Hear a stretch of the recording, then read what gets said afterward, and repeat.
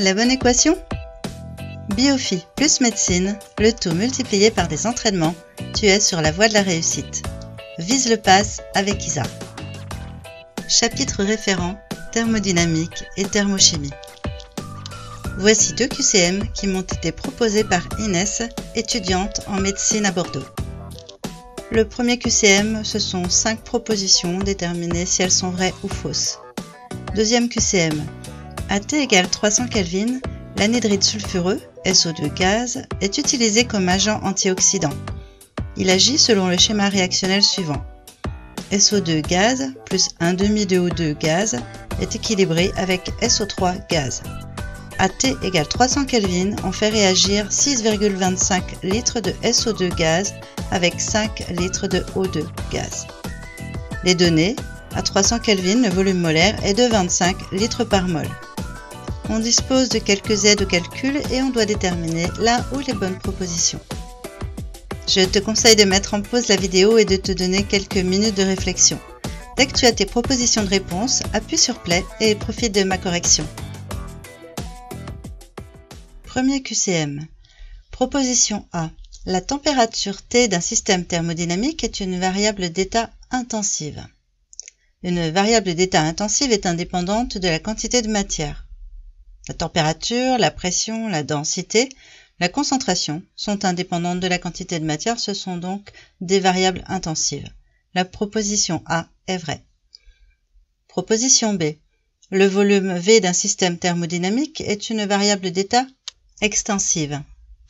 Une variable d'état extensive est une variable proportionnelle à la quantité de matière du système. La masse, le volume, le nombre de moles sont dépendants de la quantité de matière. Ce sont donc des variables extensives. La proposition B est vraie. Proposition C. Le volume molaire est une variable d'état extensive. Le rapport entre deux propriétés extensives d'un même objet est une grandeur physique intensive. Par exemple, la masse et la quantité de matière sont des grandeurs extensives. Ceci dit, la masse molaire devient une grandeur intensive. C'est la même chose pour le volume molaire. C'est un volume divisé par une quantité de matière. La proposition C est fausse. Proposition D. Dans le cas d'une transformation isochore, alors ΔU égale W. Une transformation isochore est une transformation qui se produit à volume constant. Le premier principe de la thermodynamique affirme que la variation d'énergie totale d'un système thermodynamique fermé est égale à la somme de l'énergie travail et de l'énergie chaleur échangée avec l'extérieur par le système. C'est-à-dire que dU est égal à ΔQ plus ΔW. Par définition, W est égal à moins P ΔV. Prenons l'intégrale de la première expression. Nous obtenons ΔU égale intégrale de ΔQ moins intégrale de P dV. ΔU est égal à Q moins P ΔV. Or, ΔV est égal à 0 puisque nous sommes dans une transformation à volume constant. Alors, ΔU est égal à Q. La proposition D est fausse. Proposition E, une transformation isochore se déroule à pression constante. Non, une transformation à pression constante se dit isobare. La proposition E est fausse. Deuxième QCM. Proposition A. O2 est le réactif limitant. Pour déterminer le réactif limitant, nous devons calculer les quantités de matière des deux réactifs. Le nombre de moles de SO2 est égal au volume de SO2 divisé par le volume molaire, c'est-à-dire 6,25 divisé par 25.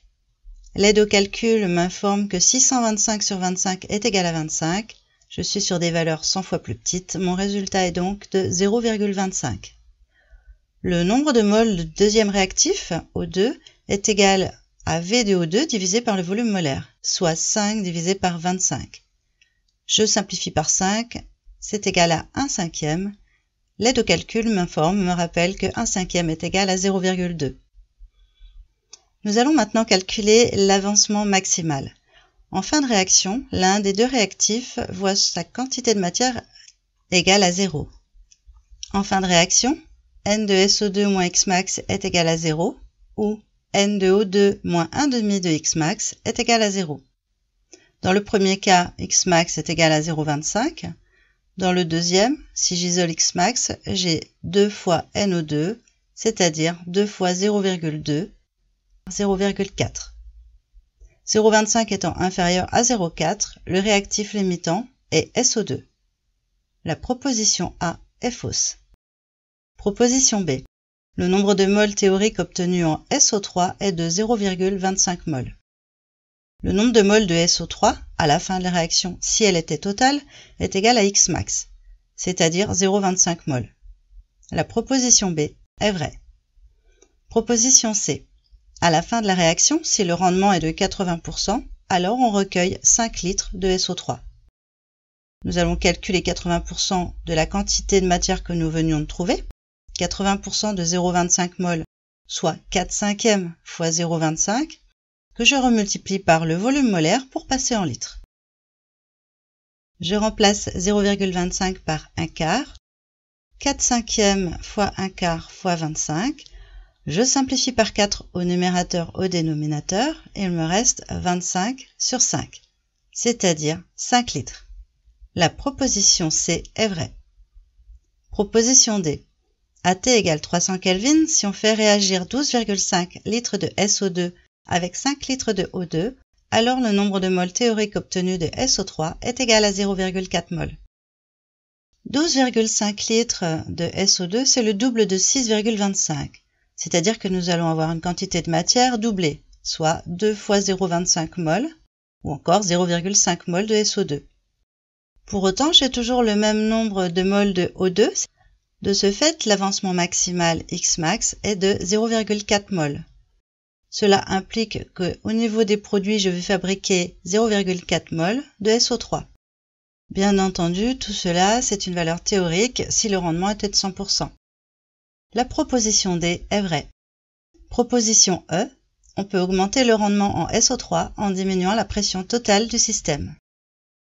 Diminuer la pression totale ne modifiera pas les proportions respectives des réactifs et du produit de la réaction. Il est impossible d'augmenter le rendement de cette façon. La proposition E est fausse. Continue à t'entraîner avec ces nouvelles questions issues des annales de première année de médecine. Mes corrigés détaillés des annales de PASS sont disponibles en PDF. Je t'explique comment les obtenir dans la description. Si le contenu de ma vidéo t'a plu, fais-le moi savoir et partage-la autour de toi. Afin de ne pas manquer la sortie de mes prochains QCM, abonne-toi à ma chaîne et active la cloche pour en être averti. Tu trouveras le corrigé du QCM que tu as sous les yeux dans la vidéo 314B. Tu souhaites continuer à t'entraîner en biostat, c'est par ici. Si tu préfères voir ma playlist de chimie, c'est par là. Je te souhaite bon courage et te dis à bientôt.